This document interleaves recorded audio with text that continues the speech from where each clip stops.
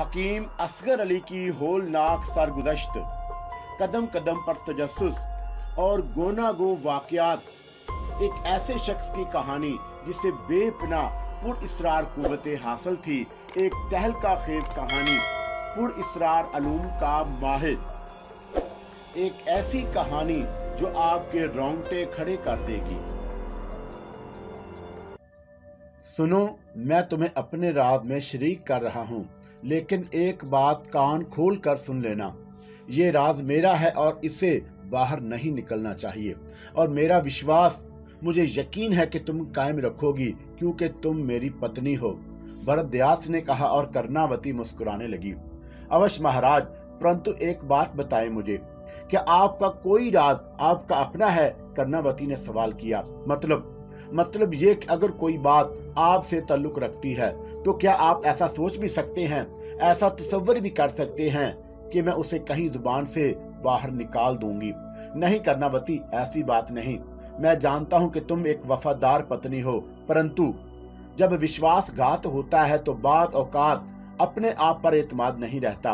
वैसे भी ये मामला मेरी इज्जत का है, ठाकुरों की इज्जत का है, जिसे मैं सरेआम लाना नहीं चाहता। हुआ क्या है, मुझे कुछ बताइए, कर्णावती ने कहा। भरद्वाज कुछ देर सोचता रहा। उसके चेहरे पर शदीद कर्ब के आसार थे और फिर उसने कर्बज़दा लहजे में कहा, होना क्या था कर्णावती? जीते जी गाड़ दिया उसने हमें जमीन में, सारी इज्जत खाक में मिला दी, मट्टी कर दिया उसने हमें, कालक मल दी उसने हमारे चेहरों पर, कालक मल दी है प्रेमवती ने हमारे मुंह पर।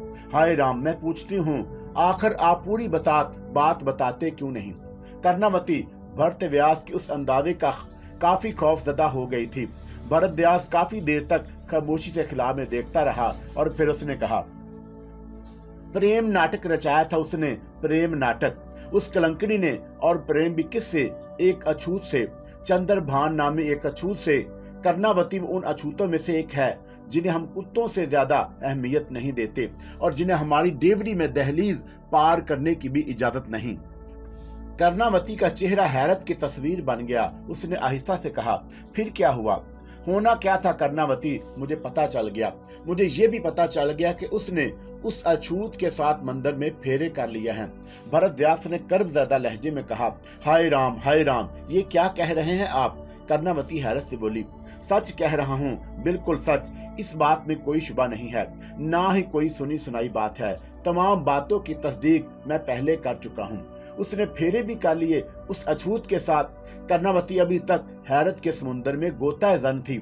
उसे यकीन नहीं आ रहा था उसकी मासूम सी नंद या ये काम कर सकती है। उसने भरद्वाज की तरफ देखा जो गम अंधू की तस्वीर बना बैठा था। कर्णावती को अपनी जानब देखते पाकर बोला, तुम तो फेरों की बात कर रही हो, उसने तो सुहाग रात भी मना डाली मंदिर के पीछे खंडरात में, भरद्वाज ने कहा। कर्णावती काफी देर तक तस्वीर हैरत बनी रही और उसके बाद उसने आहिस्ता से कहा, फिर क्या किया आपने इस सिलसिले में? कुछ नहीं कर्णावती, उसके बाद मैंने जो कुछ किया वो करना बेहद जरूरी था और उसे आपने कैद खाने में डाल दिया। तो और क्या करता? क्या महारानी बनाकर रखता उसे, मनमानी करने देता उसे? उसकी बोलो, क्या करना चाहिए था मुझे? वो तो ठीक है, लेकिन क्या उसका बाकी जीवन उसी कैद खाने में गुजर जाएगा? मैं तो उसकी मौत चाहता हूँ कर्णावती, मैं चाहता हूँ कि वह अपनी मौत आप मर जाए। बहुत कुछ सोचा है मैंने इन दिनों इस सिलसिले में। माता पिता का ख्याल ना होता तो अपने हाथों से उसकी गर्दन उतार देता, अपने हाथों से उसे जहर देकर मौत की नींद सुला देता। दिल तो यही चाहता है, लेकिन बस एक वचन याद आ जाता है, वो वचन जो मैंने अपने माता पिता को दिया था। लेकिन अब सोचता हूँ काश मैंने वो वचन ना दिया होता। प्रेमवती इस तरह मेरे ही सीने में खंजर भोंकेगी। अगर ये मालूम होता तो मैं माँ को कभी ये वचन ना देता। बहरहाल अब जो होना था वह हो चुका। तुमने आज मुझसे ये सवाल कर लिया तो मैं तुम्हें कुछ हदायत भी देता हूँ, गौर से सुनो और खबरदार ये बात हमेशा अपने सीने में रखना। कहो, क्या कहना चाहते हो? कर्णावती, बहुत से ख्यालात आते हैं मेरे दिल में। ये भी सोचता हूँ कि कहीं ये बात आगे चलकर मेरी मौत का सामान न बन जाए।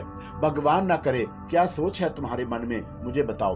तो तुम्हें मैं ये बता चुका हूँ कि उसने उस अछूत के साथ, उस नीच के साथ खंडरात में सुहाग रात भी मनाई थी। हाँ, तुमने ये बात मुझे बताई है।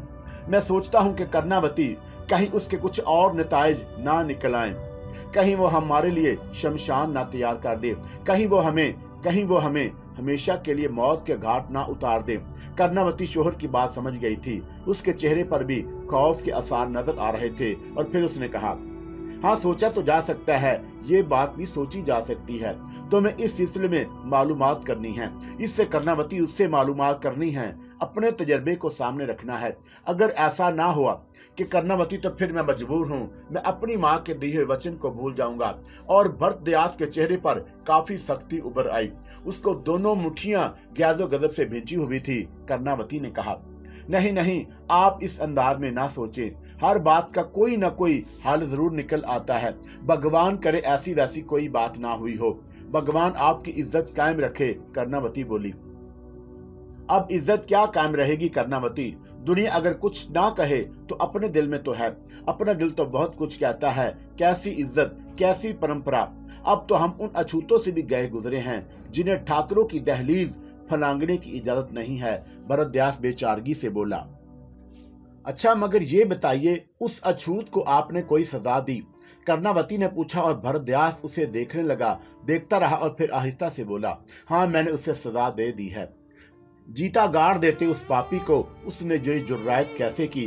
कर्णावती ने नफरत भरे लहजे में कहा, खैर छोड़ो इन बातों को। अब तुम यूं करो कि किसी भी वक्त मौका निकाल कर तय खाने में प्रेमवती से मिलो और उससे इसके बारे में मालूमात हासिल करो। एक बात बताइए, कर्णावती ने कहा, क्या? अगर वो अछूत के आप के बारे में पूछे तो क्या नाम है उसका? चंद्रभान। हाँ, मेरा मतलब वही है। अगर वो चंद्रभान के बारे में पूछे तो क्या कहूँ मैं उससे? कह देना कि वो चालाक था, समझदार था, अपने परिवार समेत बस्ती छोड़कर भाग गया।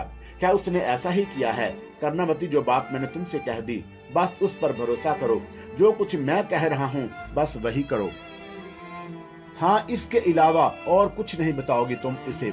इसके बारे में जायजे लेती रहो, उसे समझाओ, उससे कहो कि जो कुछ उसने किया है वो नादानी थी और उसके बाद भी अगर वो ये नादानी करती रही तो अपने भैया से हाथ धो बैठेगी और अपनी जान से हाथ धो बैठेगी।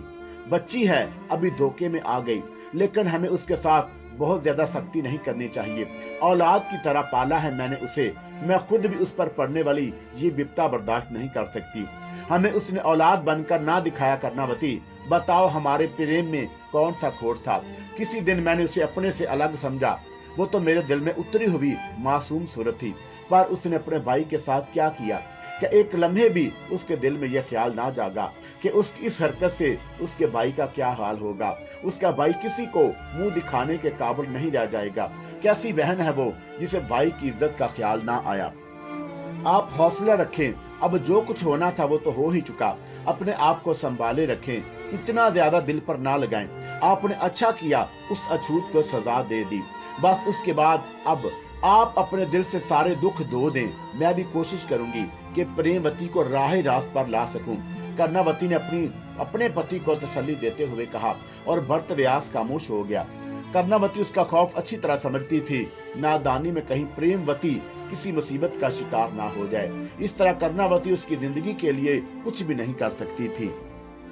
औरत की इज्जत और आबरू एक मोती की मानद होती है, उतर गई तो उतर गई, उसके बाद कभी वो उसे वापस नहीं मिलती।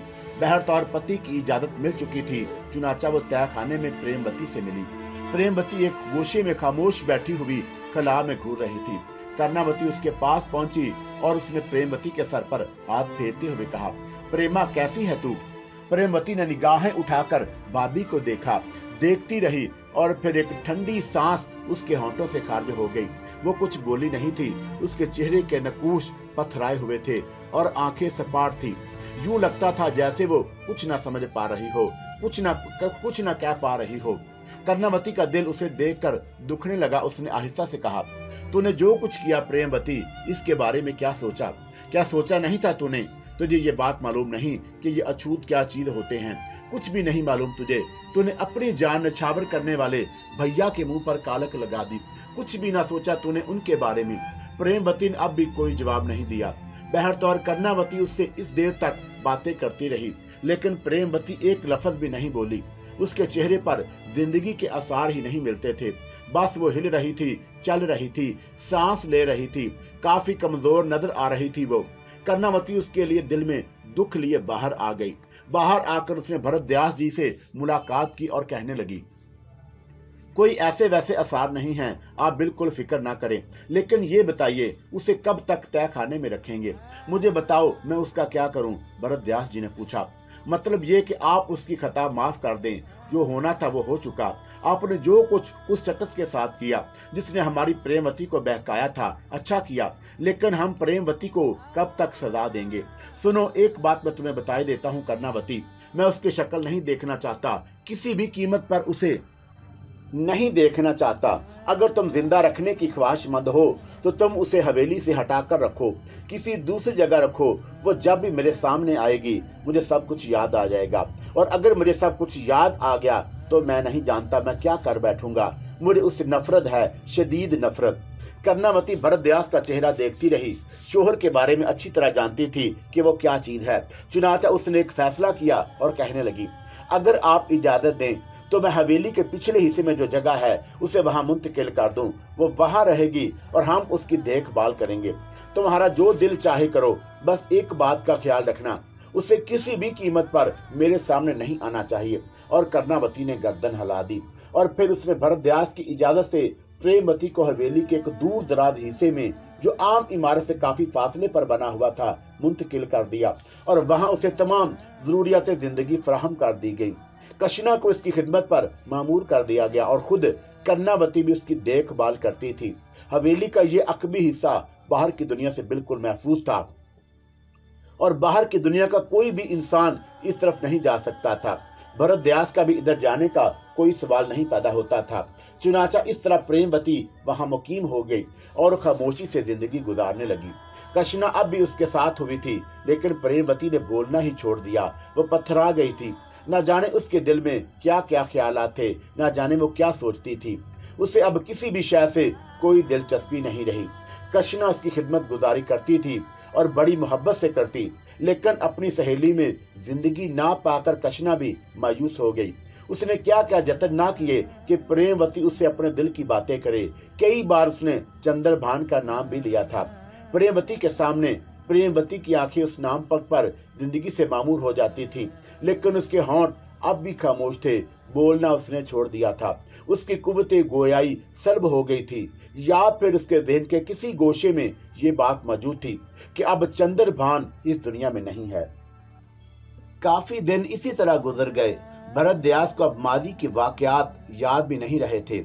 याद भी थे तो उसने कम अज कम उन्हें अपने ज़हन तक पहुंचने से रोक दिया था और अपनी इस कोशिश में कामयाब भी हो गया था।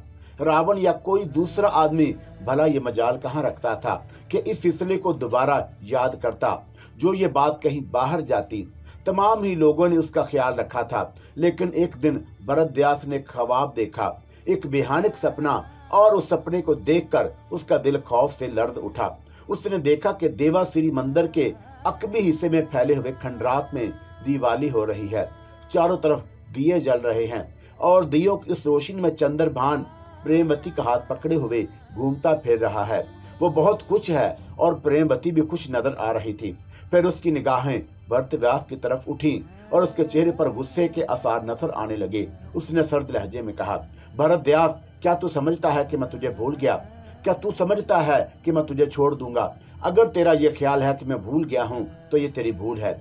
मेरी और तेरी दुश्मनी तो उस वक्त तक के लिए हो गई है भरद्वाज, जब तक तेरे परिवार का एक भी इंसान जिंदा है। वक्त का इंतजार कर। मैं भी वक्त का इंतजार कर रहा हूँ, चंद्रभान ने कहा। और उसके बाद अचानक ही सारे दिए बुझ गए और भरद्वाज तारीक वीराने में खड़ा रह गया। इस ख्वाब ने भरद्वाज का वजूद दरहम बरहम कर दिया था। उसका दिल खौफ से लर्जने लगा था। वो गुस्सा तो पहले ही खत्म हो चुका था जो प्रेमवती और चंद्रभान के सिलसिले में था। चंद्रभान को वो इतनी बड़ी सजा दे चुका था कि उससे बड़ी किसी भी सजा का तसव्वुर नहीं किया जा सकता था। लेकिन उसे वो चंद्रभान याद था जो उसने होशो हवास की आलम में देखा था। कोयले का वो मुजस्समा जो बोल रहा था और जिसकी आंखों से चिंगारियां निकल रही थी। वो सारी रात ना सो सका और इस सिलसिले में सोचता रहा कि क्या इस सपने का कोई मतलब है। बात ही ऐसी थी कि किसी से उसका तज़किरा भी नहीं कर सकता था।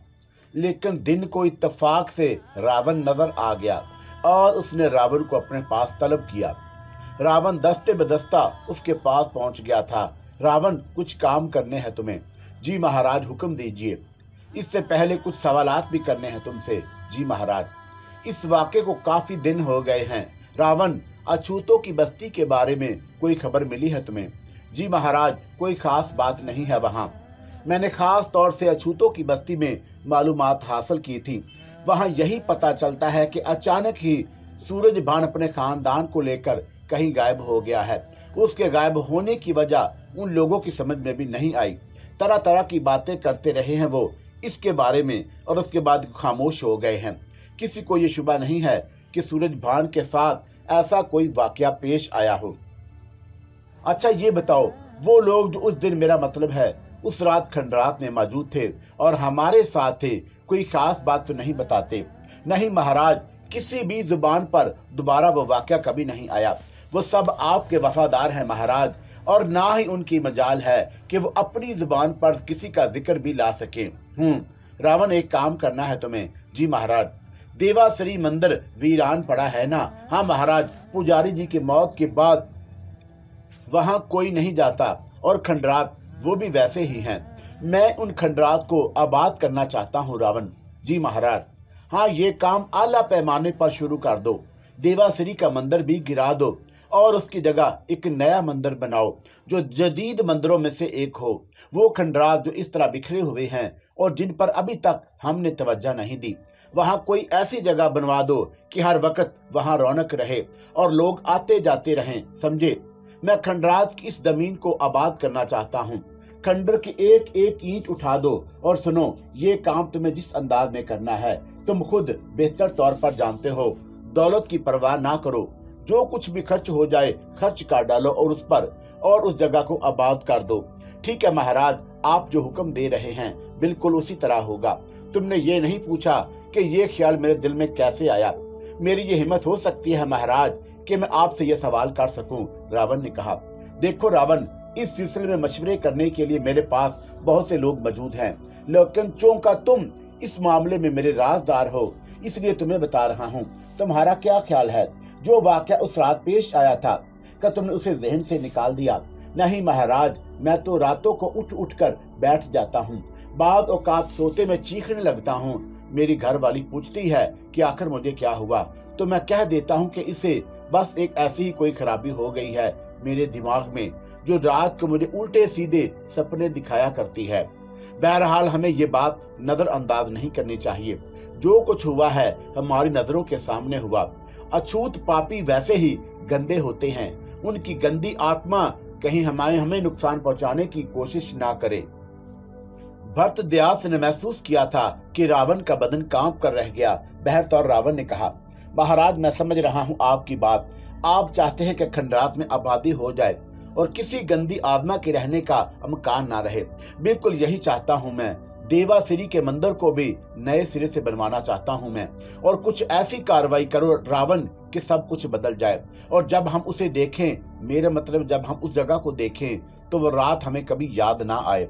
बहुत बेहतर महाराज, आपका हुक्म है। सो रावण यही करेगा जो आप हुक्म दे रहे हैं। चुनाचा रावण ने कार्रवाई शुरू कर दी। उन हड्डियों के निकालने के लिए उन्हीं लोगों का साथ पकड़ा गया था जो उस रात के हौलनाक हादसे में शरीक थे। भरतद्यास अगर एक खतरनाक आदमी ना होता और उन्हें अपनी जिंदगी का खतरा ना होता, तो कोई भी इस सिलसिले में रावण से ताउन करने पर आमादा ना होता और दोबारा उस खंडर का रुख ना करता।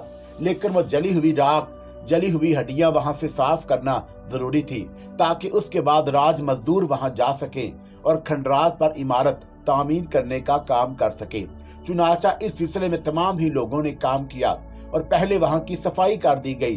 तमाम जगह साफ करने के बाद बेशुमार मजदूरों को वहां मुंतकिल कर दिया गया। इस मंसूबे की मंजूरी भरतद्यास ने दे दी जो रावण ने तैयार किया था। चुनाचा इस जगह एक खूबसूरत आबादी के छोटे छोटे मकानात बनाए जाने लगे और उस इलाके में काफी रौनक हो गई। भरतद्यास ये कार्रवाई करने के बाद मुतमईन हो गया कि उसने चंद्रभान को शिकस्त दे दी। गर्ज ये कि इस तरह काफी वक्त गुजर गया। उस दिन के बाद से अब तक भरतव्यास ने प्रेमवती की सूरत नहीं देखी थी। अब तो खुद कर्णावती भी प्रेमवती से लातल्लुक होती जा रही थी। कोई भी प्रेमवती के पास जाता तो वह उससे बात ही नहीं करती। हालांकि जिंदगी के मामूलात में मसरूफ रहती थी। वो खाना खाती, लिबास पहनती, लेकिन सादा और सफेद साड़ी माथे पर बिंदी भी लगाती थी वो। और कई बार इस सिलसिले में मना किया जा चुका था, लेकिन वह नहीं मानती थी। बस खामोश थी और मुकम्मल खामोशी। यहाँ तक कि कशिना भी उससे उकता गई और उसने कर्णावती एक दिन दरख्वास्त की कि उसकी जगह किसी और को भेज दिया जाए। लेकिन कर्णावती ने कहा कि कशिना उसकी राजदार सहेली है, लिहाजा उसे ही उसके साथ रहना चाहिए। बहरतौर कशिना भी अब उस माहौल से उकता गई थी। अगर कोई बात करने वाला होता तो कोई बात नहीं थी, लेकिन वहां एक इंसान बुत और कशिना यूं जिंदगी गुजार रही थी। रफ्ता रफ्ता फिर व्यास भी गुजरे हुए वाकयात को भूल गया। जिंदगी की तमाम तर दिलचस्पियां अब उसके सामने थी। ले दे कर एक प्रेमवती का ख्याल था, लेकिन उसका ख्याल ज्यादा इसलिए नहीं आता था कि वो कभी निगाहों के सामने ही नहीं आती थी। कर्णावती ने शोहर की ये कैफियत को देखते हुए इस बात का ख्याल रखा था कि प्रेमवती कभी उसके सामने ना आए। एक आध बार ऐसा हुआ भी था तो भरतव्यास की हालत बहुत खराब हो गई थी। चुनाचा उसके बाद कर्णावती ने ऐसा इंतजाम किया भरतव्यास का प्रेमवती के सामना होने ही ना पाए। यूं उसने भरतव्यास के दिल से ये तमाम एहसास निकाल दिया था। बच्चे जवान होते जा रहे थे। वैसे भी सबसे बड़ी विद्यावती की उम्र अब इतनी हो चुकी थी कि उसकी शादी कर दी जाए और भरतव्यास उसके लिए किसी अच्छे रिश्ते का मुंतजिर था। इस सिलसिले में जिन लोगों को काम करना चाहिए था वो काम कर रहे थे। जानते थे कि ठाकुर अपने मुंह से कभी ये बात नहीं कहेगा, बेटी के लिए कोई रिश्ता चाहिए। लेकिन जिन लोगों की ये जिम्मेदारी होती है वो ठाकुर की खुशनुदी के लिए अपनी ये जिम्मेदारियां पूरी कर रहे थे। और फिर एक दिन गोंडे राव जी ठाकुर भरतव्यास के पास पहुंच गए। कुछ कहना चाहता हूं महाराज, उसने हाथ जोड़कर कहा। कहो। विद्या बिटिया के लिए एक रिश्ता तलाश किया है हमने, आपसे बात करना चाहता हूँ। वो क्यों नहीं गोंडे राव जी, आप ताऊ हैं उसके, इसके लिए अच्छा ही सोचेंगे। वैसे कहाँ रिश्ता तलाश किया? आपने हमारी बेटी का ठाकुर दलीप चंद के बारे में तो आप जानते ही होंगे महाराज। ठाकुर दलीप चंद? कौन? वो मूलगढ़ी वाले? जी महाराज, उन्हीं की बात कर रहा हूँ। हाँ, उन्हें कौन ना जानेगा, बहुत बड़े जिम्मेदार हैं। जिम्मेदारों को जिम्मेदार ही जान सकते हैं, और कौन जान सकता है। जिम्मेदारों को नहीं जानेंगे तो क्या चमारों को जानेंगे। मगर ठाकुर लेप चंद का नाम क्यों लिया तुमने हमारे सामने? उनका बेटा है महाराज ठाकुर राकेश चंद्र। देखने दिखाए वाली शक्ल सूरत रखता है। ये लंबा चौड़ा 6 फुट का जवान, बहुत सुंदर, बहुत ही खूबसूरत, और फिर ठाकुर दलीप चंद जैसे आदमी का बेटा। जैसा भी हो सकता है महाराज, आप खुद भी उसके बारे में सोच सकते हैं। हाँ, क्यों? मगर आगे बोलो गोंडे राव। महाराज, मेरी पहुंच है उन तक बात हो रही थी। बच्चों की शादियों की तो मैंने विद्या बेटी के बारे में उन्हें बताया। ऐसी दास्तानें सुनाई मैंने उन्हें कि दलीप चंद जी तो बस रीझ कर रह गए। कहने लगे, यार गोंडे राव, ठाकुर भरतव्यास जैसे आदमी के खानदान में शामिल होना तो बड़ी खुशबख्ती की बात है। कोई ऐसा चक्कर चलाओ, हमारे बेटे की शादी वहां करा दो, हम तुम्हें मुंह मांगा इनाम देंगे। मैंने उनसे कहा था, ठाकुर साहब कहाँ की बात कर रहे हैं आप? हम और मुंह मांगा इनाम? महाराज, भरतव्यास जी ने क्या नहीं दिया है हमें, जिम्मेदार बनाकर रखा हुआ है। आखिर हम उनके खास आदमी हैं। इनामों के नाम की कुछ नहीं चाहिए। 2 आत्माओं का मिलाप तो इंसान के लिए बड़ा महान होता है, ये उसकी जिम्मेदारी होनी है। आप जरा यूं करें कि राकेश चंद जी को हमें दिखा दें। अगर हमें पसंद आ गए तो फिर बात आगे बढ़ाएंगे। तो फिर ये हुआ ठाकुर साहब कि दलीप चंद जी ने अपने बेटे राकेश को बुलाया, और हमने जो उसे देखा तो बस देखते ही रह गए। बड़ा सुंदर है वो और बहुत ही नेक लड़का मालूम होता है। आप अगर पसंद करें महाराज तो हम बात आगे बढ़ाएं। कहा ना गोंडे राव, जब तुम विद्या को अपनी भतीजी समझते हो और राकेश चंद को इस काबिल समझते हो कि उसके साथ विद्या की शादी कर दी जाए, तो फिर हमें क्या एतराज हो सकता है। तो फिर हुक्म दे के बात आगे बढ़ाएं। हुक्म नहीं, बस अपनी जिम्मेदारियां पूरी करो तुम भी। और महाराज, अगर बरदिखावे तक बात आ जाए तो अभी रोको, पहले उनसे बात करो कि वो क्या चाहते हैं, और उसके बाद 2-4 दिन इंतजार करो, फिर बरदिखावे की बात करो। ठीक है महाराज, हम ये कोशिश करेंगे कि दलीप चंद जी को ही यहाँ ले आएं। वो तुम्हारी मर्जी है गोंडे राव, मैंने तुमसे कह दिया कि उसका इख्तियार तुम्हें हासिल है, जैसे तुम मुनासिब समझो। भरतव्यास ने कहा और गोंडे राव कुछ ही से फूल गया। अगर ये काम वो करा दे तो उसकी इज्जत सबसे ज्यादा बढ़ जाएगी। वैसे ये सच भी था कि दिलीप चंद के यहाँ इसकी बातचीत हुई थी और ठाकर दिलीप चंद ने उससे कहा था कि उनका दिल सोच रहा है कि ठाकर भरतव्यास की बेटी के लिए अपने बेटे का रिश्ता दें। क्या गोंडे राव इस सिलसिले में मदद कर सकता है? बस इतनी ही बात हुई थी। गोंडे राव ने उससे वादा किया था कि वह ठाकर साहब की राय लेगा इस सिलसिले में और उसके बाद दिलीप चंद जी को बताएगा। बाकी गोंडे राव की आदत थी कि वह हर बात को नमक मिर्च लगाकर बयान करता था। चुनाचा वो फौरन ही तैयारियां करके मूलगढ़ी की जानब चल पड़ा और थोड़ा सा सफर तय करके बस्ती मूलगढ़ी पहुंच गया। ठाकर दिलीप चंद को उसकी आमद के बारे में इत्तला मिली तो उन्होंने उसे अपने पास बुला लिया। आओ गोंडे राव, बहुत जल्दी वापस आना हुआ है तुम्हारा, कहो क्या खबर है? ठाकर साहब, गोंडे राव ऐसा ही आदमी है, एक बात उसके कानों में पड़ जाए तो बस यूं समझ लीजिए कि उस वक्त तक चैन से नहीं बैठता जब तक कि उसे मुकम्मल करके दम ना ले। अरे वाह, इसका मकसद है कि तुम हमें कोई खुशखबरी सुनाने वाले हो। जी खुश कर दिया तुमने हमारा गोंडे राव, कहो क्या बात हुई ठाकर भरतव्यास से? महाराज, हमने बड़ी चालाकी से अपने दिल की बात उनसे कही और राकेश चंद के बारे में कुछ अंदाजे से हमने बात की कि ठाकर भरतव्यास सोच में पड़ गए। कहने लगे, गोंडे राव, अभी मेरे दिल में ऐसा कोई ख्याल नहीं था।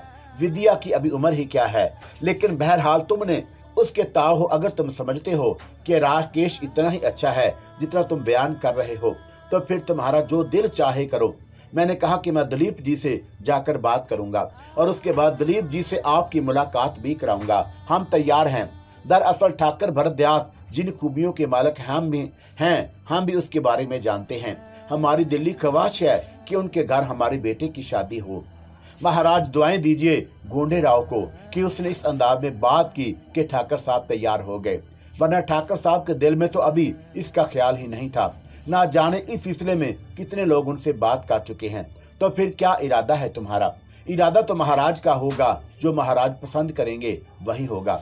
तो फिर यूं करते हैं कि हम पहले ठाकर भरतव्यास जी से मिल लेते हैं। तुमने तत्काल तो कर ही दिया है, हमारा कोई भी दिन रख लेते हैं, उनके पास पहुंच जाएंगे, उनसे मुलाकात करके दिल की बात कह देंगे और उसके बाद ठाकर भरतव्यास जी अगर राकेश को देखना चाहेंगे तो बरखावा हो जाएगा। ठीक है, ये बात मैं किए लेता हूँ। आप दिन कौन सा मुकर्रर करते हैं महाराज? जो भी तुम कहो गोंडे राव। तो महाराज, 8 से 3 दिन के बाद का दिन रख लीजिए। 8 से ठीक 3 दिन के बाद आप ठाकर भरतव्यास के यहाँ आ जाइए। हम आपका स्वागत करने के लिए तैयार होंगे। तमाम बातें तय हो गईं और गोंडे राव जी फख्र से सीना फुलाए हुए वापस पहुंच गए। उन्होंने ठाकर भरतव्यास से मुलाकात करके दिलीप चंद के आने की इतला दी और ठाकर भरतव्यास ने गोंडे राव को काफी शाबाशी दी थी। उसके बाद ठाकर भरतव्यास ने कर्णावती को उसकी पूरी कहानी से वाकिफ किया। कर्णावती, तुम कैसी माँ हो? बेटियां जवान हो रही हैं और तुमने अभी उनके बारे में सोचा भी नहीं। कर्णावती ने चौंक कर भरतव्यास जी को देखा और कहने लगी, पिता जो हैं उनके सरों पर भगवान उन्हें बनाए रखे। पिता की मौजूदगी में भला मेरे सोचने की क्या बात है? वैसे आपने कुछ सोचा है? हाँ, क्यों नहीं, अपनी विद्या बड़ी हो गई है। बहुत दिन से उसके बारे में सोच रहे थे, मगर कोई ऐसा रिश्ता चाहते थे जो हमारे शायाने शान हो। तो कोई ऐसा रिश्ता मिला है क्या? क्यों ना मिलेगा, कमी है हमारे अंदर। भरतव्यास जी ने फखरिया अंदाज में कहा। कौन है? कर्णावती ने पुरमसरत अंदाज में पूछा। ठाकर दिलीप चंद जी के बारे में क्या जानती हो? मूलगढ़ी के ठाकर दिलीप चंद। हरे हरे हरे राम, वो तो बहुत बड़े ठाकुर हैं। सुना है बड़ी लंबी चौड़ी जमीनें हैं उनकी, बड़ा नाम है उनका। तो बस उन्हीं का बेटा है राकेश चंद। सुना गया है कि देखने दिखाने वाला लड़का है। 3 दिन के बाद ठाकर दिलीप चंद इस सिलसिले में हमारे पास आ रहे हैं। जरा तैयारियां कर लो, लड़की को उनके सामने करना है। अगर ठाकर साहब चाहेंगे तो ऐसा भी कर लेंगे, लेकिन फिलहाल हमारे दिल में ऐसी कोई बात नहीं। कर्णावती खुश हो गई थी और उसके बाद तैयारियां होने लगी। आज सरे 9 हवेली को दुरुस्त किया जाने लगा और हर वो खामी जो इस नजर आती थी वह दूर कर दी गई। फिर वो दिन आया जब दिलीप चंद जी आने वाले थे। दिलीप चंद जी की पत्नी उनके साथ 5 अफराद एक शानदार मोटर कार में बैठकर शनागढ़ी पहुंच गए। ठाकर भरतव्यास ने खुद ठाकर दिलीप चंद का इस्तकबाल किया था। दोनों बड़ी खुशी से गले मिले और भरतव्यास जी ठाकर दिलीप चंद को लिए हुए अंदर आ गए और उसके बाद रस्मी सी गुफ्तगू शुरू हो गई। गोंडेराव जी तो चांदी हो गई थी, खुशी से फूले फूले फिर रहे थे, जमीन पर पांव ही नहीं पड़ते थे। उनकी कई बार तारीफ की गई और फिर दोनों ने ये एतराफ़ किया कि ये गोंडेराव जी ही का काम है। उन्होंने इन दोनों को मिला दिया। दिलीप चंद ही जी के कहने लगे, ठाकर साहब बेटे का बाप हूँ, आपके पास एक आरज़ू लेकर आया हूँ। फरमाइए दिलीप चंद जी। ठाकर साहब, आपका खानदान, आपकी इज्जत व आबरू बहुत बड़ी है, बहुत बड़े नाम है आपके। हम आपके सामने छोटे हैं, इसलिए छोटा मुंह बड़ी बात है। मैं अपने बेटे राकेश चंद का रिश्ता आपकी बेटी विद्यावती के लिए देना चाहता हूँ। नहीं दिलीप चंद जी, बड़े तो आप हैं और हर बड़े को बड़ा ही पहचानता है। आपने हमें यह रिश्ता दिया, हमें बहुत खुशी हुई है। आपने हमें इस काबिल समझा। राकेश चंद की उम्र क्या है? 26वें साल में लगा हुआ है, बहुत प्यारा बच्चा है। आपको उससे कोई तकलीफ नहीं होगी कभी। जाहिर है आप जैसे बड़े आदमी की बात ठुकराई नहीं जा सकती। आप यूं कीजिए कि कोई दिन रख लीजिए और राकेश को यहाँ ले आइए। राकेश चंद भी हमारी बेटी को देख लेगा और हमारी बेटी उसे देख लेगी। दोनों बच्चे तैयार हों तो भला हमें क्या इतराज हो सकता है? हमारे बच्चे अभी हमारे कहने में हैं ठाकुर साहब, वो भला इनकार कर सकते हैं? ठीक है, लेकिन जमाने की रस्में पूरा करना भी जरूरी है। और फिर ये बच्चे पुराने दौर के बच्चे नहीं। मैं गाय की तरह जहां चाहूं हाँक दिया। ताहम मैं आपको ये यकीन दिलाता हूं कि मेरी बेटी भी आपको बेजुबान ही मिलेगी, लेकिन ये चंद रस्में होती हैं जिन्हें पूरा करने में कोई हर्ज नहीं।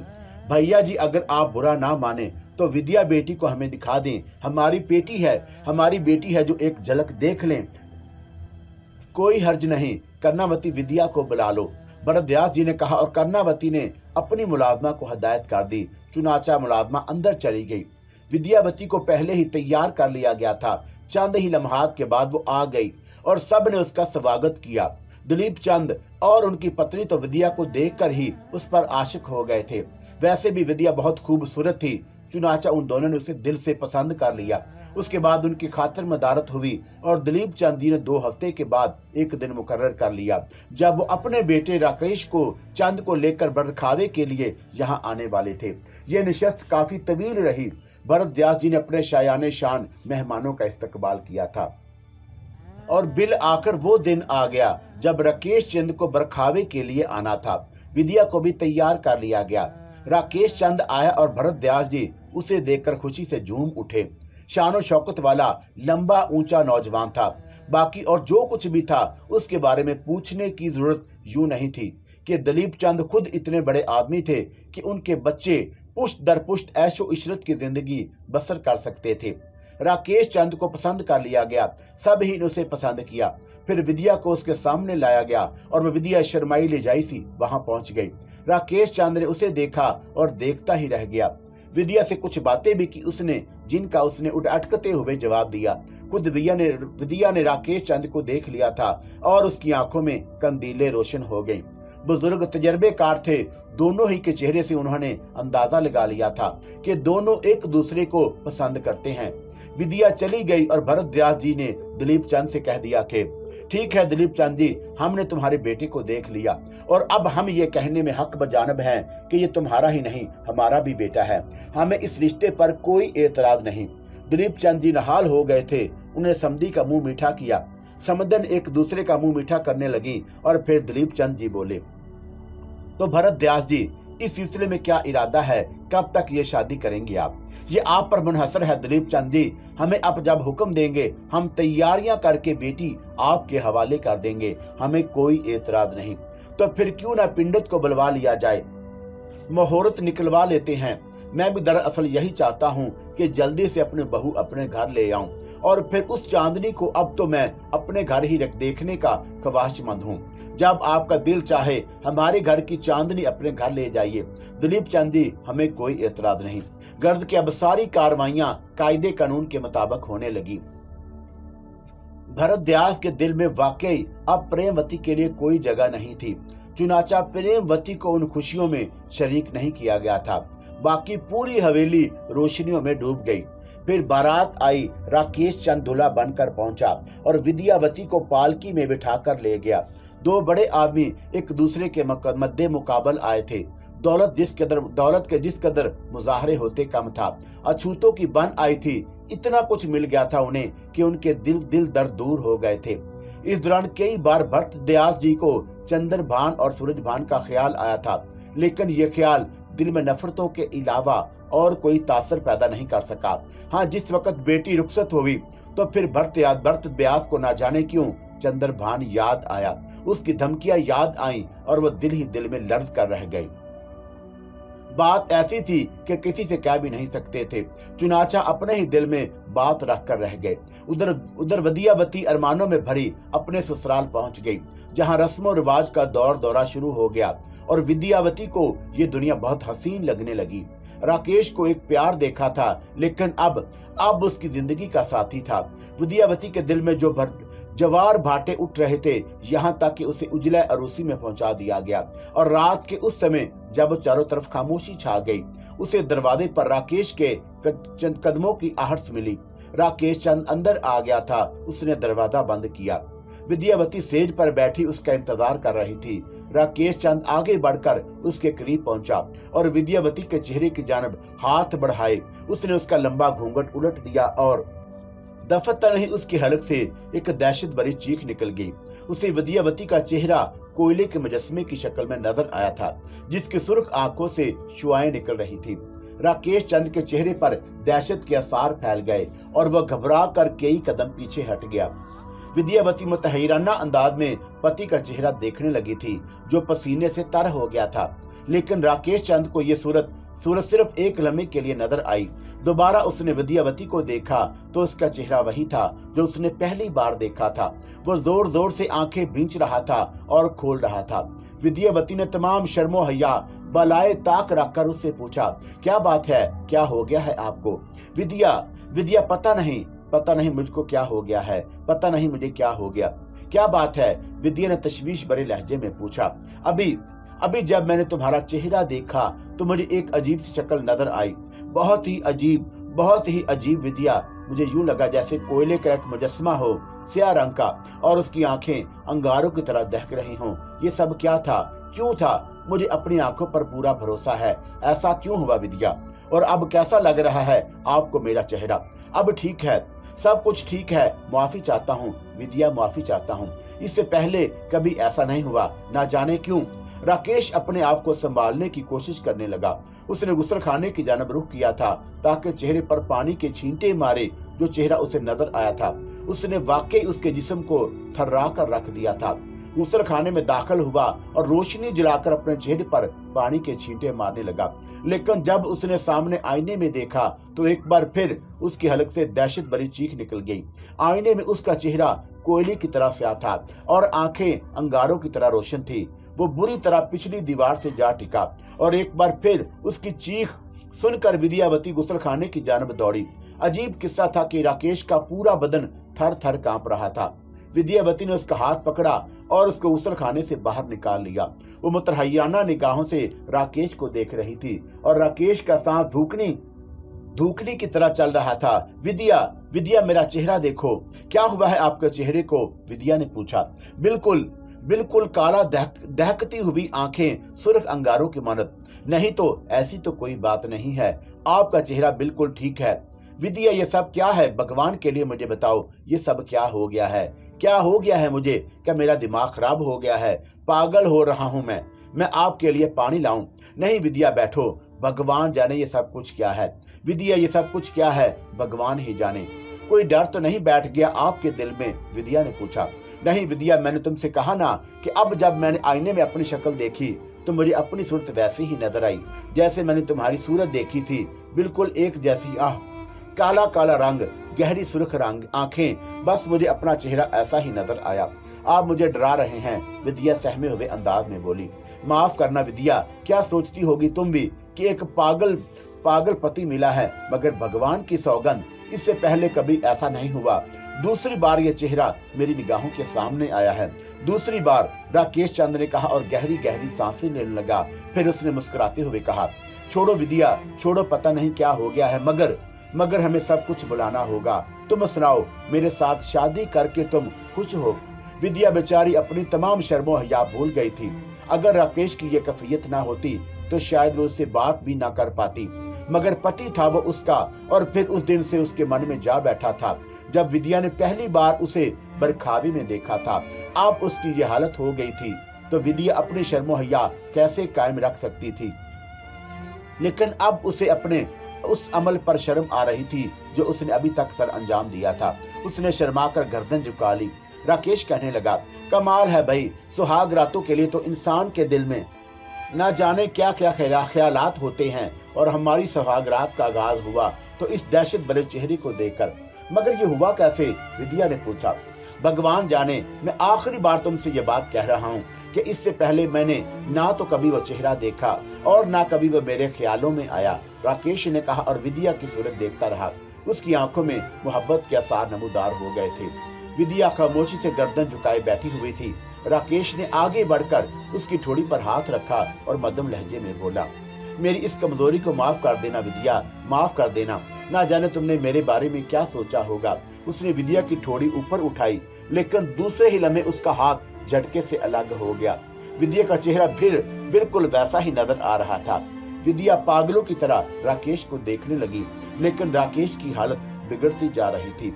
उसके मुंह से डरी डरी चीखें निकल रही थी, क्योंकि अब उसे विद्या का चेहरा बदला हुआ नजर नहीं आ रहा था, बल्कि वही काली सूरत जिस पर दो सुर्ख आंखें, द्रुदरी उगलती हुई सुर्ख आंखें उसे नजर आ रही थी। राकेश बुरी तरह पीछे हट गया तो विद्या मुसहरी से उतरकर नीचे आ गई। वो इंतहाई परेशानी के आलम में राकेश को देख रही थी और राकेश का चेहरा एक बार फिर पसीने में डूब गया था। विद्या उसकी जानब बढ़ी तो राकेश ने एक जोरदार चीख मारी और दीवार से जा टिका। राकेश, विद्या परेशान लहजे में बोली, लेकिन राकेश को उसकी ये आवाज भी बड़ी बेहानक महसूस हुई थी। बल्कि अब तो उसी विद्या का लिबास भी उसकी बदन पर नजर नहीं आ रहा था, बल्कि उसका बेलिबास बदन कोयले की तरह स्याह नजर आ रहा था। जो जो विद्या आगे बढ़ रही थी, राकेश के आसान खता हो जा रहे थे। और फिर वह दहशत भरे हल्क अंदाज में हल्क फाड़ का चीखा, बचाओ बचाओ मुझे बचाओ। उसकी जोरदार चीखें बाहर सुन ली गईं और कुछ लोग जो आसपास मौजूद थे ये चीखें सुनकर दरवाजे पर पहुंच गए। बाहर से उन्होंने जोर से दरवाजा बजाया तो राकेश ने दरवाजे की जानब छलांग लगा दी और उसके बाद न जाने कैसे उसने दरवाजा खोला था। क्या हुआ है राकेश, क्या बात है? बचाओ मुझे बचाओ, राकेश दहशतज़दा लहजे में चीखा और बेहोश हो गया। चारों तरफ इतला हो गई। बेहोश राकेश को उठाकर कमरे में ले जाया गया। दिलीप चंद जी और उनकी धर्म पत्नी दौड़ते हुए पहुंच गए थे और बेटे की हालत देखकर बुरी तरह घबरा गए। बड़ी जबरदस्त भाग दौड़ शुरू हो गई थी। फिर दिलीप चंद की धर्म पत्नी को बहू का ख्याल आया और वह चीख कर बोले, अरे किसी ने बहू को भी देखा? नहीं, तुम्हारा सत्यानाथ, उसे भी तो जाकर देखो, जाओ। दिलीप चंद भी चौंक पड़े। बेटी की हालत पर इतने हवास बाख्ता हो गए थे कि बहू याद ही ना रही थी। बहुत से लोग राकेश के कमरे की तरफ दौड़ पड़े। विद्या पागलों की तरह खड़ी हुई थी। उसकी समझ में कुछ नहीं आया था। अभी घूंघट भी ना उठा था कि ये बिपता पड़ गई। किसी ने पूछा, बहू क्या बात है, क्या हो गया? पता नहीं, वो एक सिसकी लेकर बोली। इतनी देर में खुद दिलीप चंद जी की धर्म पत्नी वहां आ गई। बहू ठीक तो है ना? उन्होंने घबराए हुए लहजे में पूछा। हाँ बहू रानी ठीक है, कमरे में और कोई तो नहीं है? नहीं, जाओ तुम सब लोग बाहर जाओ, सोना देवी ने कहा और तमाम लोगों को बाहर निकाल दिया। विद्या परेशान खड़ी थी। सोना देवी ने पूछा, बहू क्या हो गया है राकेश को? मैं नहीं जानती माँ जी, विद्या ने रोते हुए कहा। हुआ क्या था? बस कुछ नहीं, मेरे पास आई तो बस एक चीख मारी, फिर ठीक हो गए। ठीक हो गए? हाँ ठीक हो गए। मुझसे कहने लगे कि उन्होंने एक भयानक चेहरा देखा है। भयानक चेहरा? हाँ। कहाँ देखा वो चेहरा? मुझे नहीं मालूम। फिर क्या हुआ? उसके बाद उन्हें शायद दोबारा वो भयानक चेहरा नजर आया था और फिर वो मुसलसल चीखते रहे और दरवाजा खोलकर बाहर भाग गए, विद्या ने बताया। हाय राम, ये क्या हुआ? सोना देवी सीने पर हाथ मारकर बोली। फिर उन्होंने कहा, क्या तुमने भी वो चेहरा देखा बेटी? नहीं माँ जी, विद्या ने सिसकियां लेते हुए बताया। इतनी देर में दिलीप चंद जी भी वहां पहुंच गए। सोना, सोना बहू कैसी है, मैं अंदर आ जाऊं? आ जाओ, सोना देवी ने कहा। कैसी है बहू? ये तो ठीक है। हाँ, कुछ अजीब बातें बता रही है, सोना देवी ने कहा। वो सब कुछ दिलीप चंद जी को बता दिया जो विद्या ने उन्हें बताया था, और दिलीप चंद जी हैरान रह गए। ये सब क्या है? भगवान जाने वो कैसा है। होश में आ गया है मगर कुछ बोल नहीं रहा। अब क्या करें? मेरी खुद समझ में नहीं आ रहा। उससे कुछ पूछो। हाँ, मगर खामोश है। आओ मैं मालूम करूं। बहू के पास किसी को छोड़ देते हैं, मगर बहू किसी और को कुछ ना बताना, बस ये बताना कि पता नहीं क्या तबीयत खराब हो गई है, सोना देवी ने कहा, और फिर कुछ लड़कियों को विद्या के पास छोड़कर चली गई। विद्या की आंखों से आंसुओं की झड़ी लगी हुई थी। ये उसकी सुहाग रात थी, लाखों अरमानों का मस्कन। और फिर राकेश उसे पसंद था। बहुत से सपने देखे थे उसने राकेश के, मगर दूसरी तरफ राकेश होश में आ गया और परेशान था। दिलीप चंद और सोना देवी कमरे में गए और फिर उन्होंने तमाम लोगों से बाहर चले जाने के लिए कहा।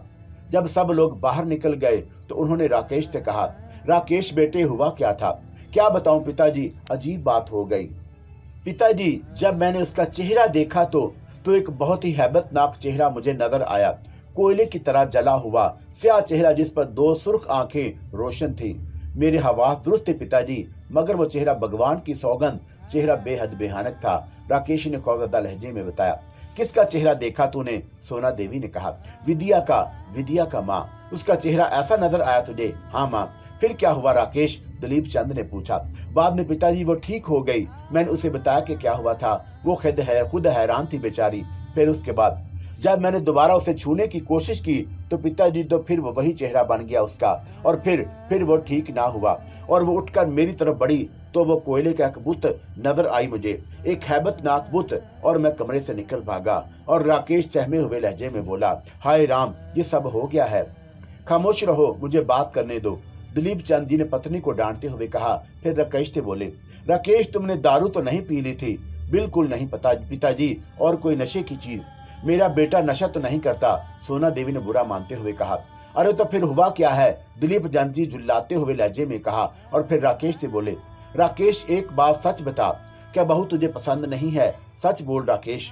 भगवान की सौगंध पिताजी, ऐसी कोई बात नहीं। मेरा बेटा ऐसा चालाक नहीं है कि मैं तो एक ही बात जानती हूँ, सोना देवी ने कहा। क्या? धोखा हो गया होगा हमारे साथ। कैसा धोखा? लड़की में खोट है। क्या खोट है री? भूत प्रेत की मारी हुई है। व्यास चंद जी ने उसे हमारे सर मुंड दिया। दिमाग खराब हो गया है तेरा क्या? दुश्मनी डलवाएगी हमारे बीच, जानती है नतीजा क्या होगा। तो फिर मेरे बेटे का क्या होगा? ये फैसला वो खुद करेगा। ऐसी कोई बात नहीं पिताजी, इस बेचारी का कोई दोष नहीं है। मुझे ही कुछ हो गया है, ठीक हो जाऊंगा। उसे कुछ ना कहा जाए, ये सब कुछ मेरी ही कोई कमजोरी है। यूं करो सोना देवी, आज रात तुम उसके साथ रहो, 2-4 दिन देखते हैं, फिर सोचेंगे। हो सकता है कल ही सब कुछ ठीक हो जाए। फौरन ही कोई फैसला तो नहीं किया जा सकता। जैसे तुम कहो। सोना देवी तैयार हो गईं। दिलीप चंद जी खुद इस हंगामे से शर्मिंदा थे। लोग क्या सोचेंगे? वो तो ये अच्छी बात थी कि बाहर मेहमान खाने में थे और उन्हें कुछ नहीं मालूम हुआ, वरना थू थू हो जाती, जितने मुंह उतनी बातें होती। सोना देवी शोहर के इशारे पर विद्या के पास आ गई। जानती थी कि विद्या भी कोई गिरे पड़े घर की लड़की नहीं है, बड़े नाक वाले ठाकर की बेटी थी, और इतना कुछ दिया था भरदयास ने उसे कि घर भर गया था सोना देवी का। इसलिए कोई ऐसी वैसी बात भी तो नहीं की जा सकती थी। ताहम जब सब चले गए तो उन्होंने विद्या से कहा, बहू, दिल थोड़ा ना करना, सब ठीक हो जाएगा। हाँ, कुछ बातें जरूर पूछनी है तुमसे। जी माँ जी। कोई हवा तो नहीं लगी तुम्हें? हवा? विद्या ने ताज्जुब से पूछा। हाँ, मेरा मतलब है कभी तबीयत खराब तो नहीं हुई तुम्हारी? कभी नहीं माँ जी। कभी सपने में कोई भूत प्रेत तो नहीं देखा?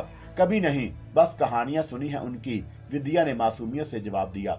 सोना देवी सारी रात परेशान रही, उन्हें खुद भी डर लग रहा था। बहरहाल सुबह हो गई और राकेश का विद्या का सामना हुआ तो वह सख्त शर्मिंदा था। तन्हाई में उसने विद्या से माफी भी मांगी थी, और फिर दूसरी रात आ गई और राकेश ने खुद को पूरी तरह संभाल लिया। धड़कते दिल के साथ वो विद्या के पास पहुंचा और उसने मुस्कुराते हुए कहा, हमारी पहली रात तो अजीब सी कफियत की नजर हो गई। विद्या, तुम भी क्या सोचती होंगी मेरे बारे में? ना जाने आपको क्या हो गया था, भगवान जाने। पहले ऐसा कभी नहीं हुआ, सपने में भी नहीं। अब मैं कैसी लग रही हूँ? विद्या ने मुस्कुराते हुए कहा। चंद्रमा से ज्यादा सुंदर, राकेश ने जज्बात भरे लहजे में कहा और विद्या हंसने लगी। रात को तो आपने मुझे भूत बना दिया था। मैं शर्मिंदा हूँ विद्या, राकेश ने कहा और मोहब्बत भरी नजरों से विद्या को देखने लगा। लेकिन अचानक उसका दिल हौल उठा। विद्या का चेहरा तारीक होता जा रहा था, उसकी आंखों से सुर्ख रोशनी फूटने लगी। राकेश के चेहरे का रंग बदलने लगा, जिसे विद्या ने महसूस कर लिया। राकेश जी, उसने राकेश को पुकारा। विद्या, ये तुम्हें क्या हो रहा है? ये तुम्हारा चेहरा। विद्या फटी फटी आंखों से राकेश को देख रही थी। उधर राकेश जो कुछ देख रहा था वो बहुत खौफनाक था। उसने देखा कि विद्या का लिबास उसके बदन से गायब हो गया। उसका पूरा बदन कोयले के मुजस्मे में बदल गया। उसका चेहरा बड़ा खौफनाक नजर आ रहा था। फिर विद्या के मुंह से एक भयानक सी आवाज निकली। राकेश, मेरी तुमसे कोई दुश्मनी नहीं है, मैं तुम्हें कोई नुकसान नहीं पहुंचाना चाहता, लेकिन ये मेरे दुश्मन की बेटी है। भरत व्यास खानदान का कोई फर्द भी खुश ना रहेगा। इसे वापस इसके घर पहुंचा दो। अगर तुमने ऐसा ना किया राकेश, तो तुम भी मारे जाओगे। सुना तुमने? इसके बाद अगर तुमने इसे छूने की कोशिश की तो विद्या के कवे के बने हुए हाथ राकेश की गर्दन की तरफ बढ़े और राकेश की हलक से एक दहशत भरी चीख निकल गई। वो उछलकर मुसहरी से नीचे कूदा तो बुरी तरह गिर पड़ा। उसका सर जख्मी हो गया था। फिर उसने दूसरी चीख मारी और दरवाजा खोलकर बाहर निकल गया। दिलीप चंद जी आज होशियार थे। डेवडी के पास ही अपनी पत्नी के साथ मौजूद थे। चीखे सुनते ही पागलों की तरह दौड़े और राकेश के पास पहुंच गए। राकेश, क्या हुआ? राकेश, इसे देखो, इसके सर से खून निकल रहा है। हाय राम, दौड़ो, देखो मेरे बच्चे को क्या हुआ, सोना देवी ने रोते हुए कहा। दूसरी रात का हंगामा शुरू हो गया। दिलीप चंद जी भला कब तक बात छुपा सकते थे? अब वो संजीदा हो गए। उन्होंने चंद बड़ों को बुलाया और राकेश को समझाने लगे। हुआ क्या आखिर? एक बुजुर्ग ने पूछा। मामा जी, ये आपके सामने खुद बताएगा, दिलीप चंद जी ने कहा। क्या हुआ राकेश बेटे? क्या बताऊं दादाजी, खुद मेरी समझ में कुछ नहीं आ रहा। पिछली रात के बारे में मैं आपको बता दूं, ये ही तरह का चीखता हुआ निकल भागा था और उसने एक अजीब कहानी सुनाई थी। कैसी कहानी? मामा जी ने पूछा और दिलीप चंद ने वो कहानी उन्हें सुना दी। ये होश में था, आज भी होश में है, दिलीप चंद ने कहा। आज क्या हुआ राकेश बेटे? वही सब कुछ हुआ दादाजी। आज तो और भी बहुत कुछ हुआ है, राकेश एक सिसकी लेकर बोला। उसके जख्म पर पट्टी बांध दी गई थी। फिर उसने पूरी कहानी सुना दी और सब सोच में डूब गए। सोना देवी ने कहा, और मैंने तो कल ही कह दिया था, अरे भेज दो इस चुड़ैल को इसके घर, हमें अपने बच्चों का जीवन खतरे में नहीं डालना। इससे कह दो मामा जी कि ये बकवास बंद करे। दिलीप जी गुर्रा कर बोले। तो क्या जान ले लोगे बेटे की? दिमाग खराब है तुम्हारा, कुछ सोचने दो। आज जो कुछ हुआ है दिलीप बेटे, वो तो बहुत खतरनाक है। किसी बुरी आत्मा से भरत व्यास की दुश्मनी है और ये दुश्मनी अब हमारे घर आ गई। क्या करें मामा जी, मेरा दिमाग काम नहीं करता। किसी सियाने को बुलाकर मशवरा करो, किसी रशी मुशीक मन्नी को पकड़ो और क्या हो सकता है। जो दिल चाहे कर लें, मेरी तो हालत खराब हो रही है, दिलीप चंद ने कहा। और दूसरा दिन विद्या के लिए बहुत बुरा दिन था। उसे उसके कमरे में तन्हा छोड़ दिया गया था। जो नौकरानियां खाना देने आईं, वो भी डरी सहमी थी। विद्या पूरा दिन अपने कमरे में आंसू बहाती रही। उधर दूसरी कार्रवाइयां हो रही थी। कई साधु सुनत हवेली में आ गए थे और अपने अपने अलाप रहे थे। आज तो राकेश ने भी विद्या के सामने आने की हिम्मत नहीं की थी। इस तरह कई दिन गुजर गए, कोई पता ही ना चल सका। राकेश ने दोबारा उसके कमरे की तरफ जाने की हिम्मत नहीं की थी। मासूम विद्या अपनी तकदीर को रो रही थी। सोना देवी तो उसकी शक्ल देखना भी पसंद नहीं करती थी। उन्होंने साफ साफ कह दिया था कि वो अपने बेटे का जीवन बर्बाद करने के लिए तैयार नहीं। वो विद्या को चुड़ैल कहकर मुखातब करती थी। खुद विद्या की समझ में नहीं आ रहा था कि ये सब क्या है, क्या करे क्या ना करे। उधर राकेश बहुत परेशान था। विद्या को उसने पसंद करके शादी की थी, लेकिन उन लम्हात को नहीं भूल सकता था जब विद्या के काले हाथ उसकी गर्दन की जानब लपक रहे थे। उन अल्फाज को नहीं भूल सकता था, उस लहजे को नहीं भूल सकता था, और जब भी उसे याद आता वो दहशत ज़दा हो जाता। बेशक विद्या उसे पसंद थी, वो उसकी धर्म पत्नी थी, लेकिन उसके लिए वो अपने जीवन को दांव पर नहीं लगाया जा सकता।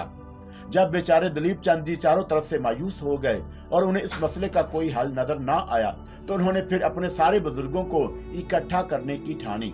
वो इस मसले का हल चाहते थे। उन्होंने बुजुर्गों को जमा करके कहा, आप लोग मेरी कोई मदद नहीं कर रहे, मुझे नहीं बता रहे कि मुझे क्या करना चाहिए।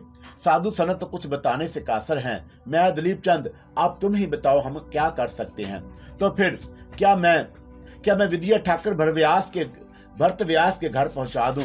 इसके अलावा और क्या हो सकता है? बेटे का जीवन तो दांव पर नहीं लगाया जा सकता ठाकुर हूँ, लेकिन इसका नतीजा क्या होगा इसका नतीजा? बेहतर है ठाकुर भरत व्यास से बात कर ली जाए। कोई बात नहीं करनी हमें, बस इस चुड़ैल को हमारे घर से निकाल दो ताकि हमारे बेटे का जीवन बच जाए, सोना देवी ने कहा। तो फिर तुम ही ये सारे काम कर लो सोना, मुझे तो माफ ही रखो, दिलदीप चंद जी ने कहा। हाँ ठीक है, सोना देवी बोली, मैं बात कर लूंगी भरत व्यास से और ले जाऊंगी उसे कृष्णागढ़ी। सोना देवी विद्या को कृष्णागढ़ी लेकर चल पड़ी थी। उन्होंने अपने साथ कुछ और लोगों को भी ले लिया था। विद्या इस तरह कृष्णागढ़ी पहुंची तो ठाकुर भरत व्यास जी हैरान रह गए। आने वालों के चेहरों पर अजीब से तासरात थे। बहरहाल ठाकुर भरत व्यास उन्हें अंदर ले गए। विद्या को देखकर उन्हें खुशी तो हुई थी, लेकिन उसका चेहरा देखकर उनका दिल धक से रह गया। उनकी धर्म पत्नी कर्णावती का भी यही हाल हुआ था। सोना देवी की जबरदस्त आओ भगत की गई, लेकिन सोना देवी का मुंह ठीक नहीं था। बहरहाल उन्हें अलग ले जाकर पूछा गया, क्या बात है समझन जी, आप लोग इस तरह अचानक बगैर किसी इतला के? हाँ, हम अपने बेटे का जीवन बचाने आए हैं। क्या हुआ, क्या बात है? भरत व्यास ने परेशान लहजे में पूछा। समझी जी, हम तो बड़ी चाहत बड़े प्यार से ब्याह कर अपने घर ले गए थे, मगर इसके साथ जो रोग लगा हुआ है वो आपने हमें नहीं बताया था। कैसी बातें कर रही हैं आप समधन जी? क्या रोग लगा हुआ है मेरी बेटी के साथ? अच्छा है, आप इससे पूछ लीजिए, सोना देवी बोली। आप इसे ब्याह कर ले गई थी, आपके साथ आई है, आप ही मुझे बताइए क्या हुआ, क्या बात है, क्या इल्जाम लगाना चाहती हैं आप मेरी बेटी पर? भरत व्यास जी ने गुर्राते हुए लहजे में पूछा। पहली रात जब हमारा बेटा इसके सामने गया तो इसका चेहरा काला हो गया, इसकी आंखें सुर्ख रोशनी देने लगी। जाहिर है वो ऐसी हालत में वो कमरे में कैसे टिक सकता था, बेहोश हो गया। उससे पूछा तो उसने डरे डरे लहजे में सारी तफसील बताई और दूसरी रात उसके मुंह से मर्दों जैसी आवाज निकली और उसने कहा कि राकेश इसके पास ना आए वरना उसे भी खत्म कर दिया जाएगा। भरत व्यास की आंखें गुस्से से सुर्ख हो गई। उसने गुर्राते हुए लहजे में कहा, क्या बकवास कर रही हैं आप? जानती हैं इसका नतीजा क्या हो सकता है? अरे वाह, एक तो चुड़ैल हमारे सर मुंड दी और ऊपर से हम पर ही गुर्रा रहे हैं। सोना देवी, इसके नतीजे में खून की नदियां बह सकती हैं। भरत व्यास ने कहा, खून की नदियां बह सकती हैं तो बह जाएं, हम अपने बेटे का जीवन तो दांव पर नहीं लगा सकते। आप आखिर मेरी बेटी में क्या खराबी देखी है आपने? जो कुछ था आपको बता दिया, आप खुद इससे पूछ लें, हम गलत थोड़ी कह रहे हैं। विद्या, क्या बात है, तुम बताओ। मैं नहीं जानती पिताजी, मैं नहीं जानती, विद्या ने कहा और जारो कतार रोने लगी। ठाकुर भरत व्यास का चेहरा गुस्से से सुर्ख हो रहा था। चंद लम्हात वो कुछ सोचता रहा, फिर उसने सोना देवी से कहा, वो सूरमा दलीप चंद जी नहीं आए आपके साथ, मैं जो आई हूँ आपसे बात करने समझी जी। मैं आपसे क्या बात करूँ समधन जी, लेकिन दलीप चंद से एक बात आप जाकर कह दीजिएगा कि जो कुछ भी है मुझसे बात करे, वरना इसका नतीजा अच्छा नहीं होगा। आप उसे तो रखें, हमारे घर से बुला को तो निकालें, इसके बाद जो होगा देखा जाएगा, हम जा रहे हैं। उसके बाद सोना देवी वहां नहीं रुकी थी। करना ये सब क्या है, क्या चक्कर चल गया, मेरी तो कुछ समझ में नहीं आ रहा। भगवान ही जाने हमारी बेटी की तकदीर को ये कालक क्यों लग गई। कुछ समझ में जो आए तो कुछ बकवास उन लोगों ने की है, उसकी कोई वजह भी तो है। मैं दलीप चंद जी को बुलाऊंगा और उससे सवाल करूंगा। अगर उसने मेरी बेटी की जिंदगी बर्बाद करने की कोशिश की तो कृष्णागढ़ी और मूलगढ़ी में ठन जाएगी, खून की नदियां बह जाएंगी, कर्णावती खून की नदियां बह जाएंगी। अरे कैसी बातें कर रहे हैं आप, होशो हवास से काम ले। समधिया ने में खून बहाएंगे जाकर, और उन लोगों ने भी तो ऐसा ही किया था। वो तो ठीक है, मगर तहकीकात करें कि असल मामला क्या है। क्या तहकीकात करूं? मेरी बेटी चुड़ैल है। नहीं, भगवान ना करे। विद्या बेटी, विद्या तू ही बता क्या हुआ था। रोना धोना छोड़कर जो कुछ हो चुका है अब उसे संभालना है बेटी, कर्णावती ने विद्या से कहा। माँ, मैं क्या बताऊं, वो पहली रात मेरे पास आए और मेरा चेहरा देखकर डर गए। दूसरे दिन मेरे पास आए तो 3 खास बातें कर रहे थे, लेकिन फिर अचानक ही उन पर दीवानगी तारी हो गई और वह दहशत से चीखते हुए लहजे में गिर पड़े। सर में खून निकल आया था उनके, और उसके बाद से वो फिर कभी मेरे सामने नहीं आए। हो सकता है दामाद जी ही में कोई खराबी हो, अपनी इसी खराबी को छुपाने की ये कोशिशें कर रहे हों। अब तो जो कुछ भी है सोच समझ कर काम करना होगा। कोई सख्त बात ना करो बेटी, जिस घर में दी है उसके बारे में कोई ही बात नहीं सोची जा सकती। हमें अपनी बेटी का जीवन बर्बाद नहीं करना। तो फिर तुम बताओ कर्णावती, मैं क्या करूं? मेरा ख्याल है राकेश जी को यहाँ बुलाओ, खुशामद वामद करो, दिलीप चंद जी को भी बुलाओ, प्यार से बात करो। इस बात को बिगाड़ना नहीं है, कुछ बनाने की कोशिश करनी चाहिए। अजीब मुसीबत पड़ गई है मेरे सर। वो गोंडे राव कहाँ है कुत्ता जिसने ये रिश्ता लगाया था? सोच समझ कर बात करना, बात को फैलना नहीं चाहिए। अपनी भी इज्जत का मामला है। हमारी इज्जत में क्या खराबी है आखिर? हमारी बेटी में कोई खराबी हो तो कोई बताए। अगर हमारे सामने भरतव्यास जी ने बुरा कर कहा, सारी बातें अपनी जगह है, लेकिन फिर भी जो कुछ करना है सोच समझ कर करना। बहरतौर हवेली में कोहराम मच गया। विद्या की आमद किसी से पोशीदा नहीं थी और भरतव्यास जी को एक अजीब सी सुबकी का एहसास हो रहा था। फिर उन्होंने गोंडे राव को तलब किया। गोंडे राव को भी ये इत्तला मिल चुकी थी कि सोना देवी जी मोलगढ़ी से आई थी और विद्या को घर छोड़ गई। उनका माथा ठनका था, कोई ऐसी वैसी बात जरूर हुई है, वरना बिला वजह ये सब कुछ नहीं होता। गोंडे राव जी हाँफते कांपते भरतव्यास के सामने पहुंच गए थे। ऐसे घर में रिश्ता लगाया तुमने हमारी बेटी का? गोंडे राव जी, क्या हुआ महाराज, कुछ पता तो चले मुझे, गोंडे राव जी ने खौफजदा लहजे में कहा। इस दौरान तो उनकी अनबन की बन आई थी। बड़े इनामों कराम लिए थे भरतव्यास जी ने और सबके सामने सीना ताने फिरते थे कि भरतव्यास जी ने उन्हें अपनी बेटी का ताऊ कहा है, अपना बड़ा भाई कहा है उन्हें, और उन्होंने ताऊ बनकर दिखाया है। लेकिन अब जो मुसीबत आई थी तो थर थर कांपते हुए भरतव्यास का चेहरा देख रहे थे। विद्या को उन्होंने घर से बाहर निकाल दिया है और यहाँ पहुंचा दिया है, समझे आप? मगर क्यों महाराज, क्या कहते हैं? कहते हैं कि विद्या के चेहरे पर राकेश को भूत नजर आता है। उसका चेहरा काला हो जाता है और आंखों से सुर्ख रोशनी निकलने लगती है। अरे मगर ऐसी क्यों है, ये मैं बताऊं तुम्हें? भरतव्यास ने गुराते हुए लहजे में कहा। नहीं महाराज, मगर कुछ पूछना तो चाहिए, कुछ पूछना तो चाहिए उन लोगों से। हाँ, मैं यही चाहता हूँ गोंडे राव, पहले दिलीप चंद जी और राकेश को बुलाकर उनसे बात की जाए, उनसे पूछा जाए कि किस्सा क्या है। उसके बाद फिर जो कुछ भी होगा देखा जाएगा। एक बात कान खुलकर सुन लीजिए गोंडे राव जी, जो कुछ भी होगा उसमें आप बराबर के हिस्सेदार हैं। मैं आपको भी इसका जवाब देना पड़ेगा और मैं एक एक को देख लूंगा, एक एक को। जरा हिम्मत से काम लीजिए महाराज, जल्दबाजी में कोई काम खराब करना अच्छा नहीं होगा।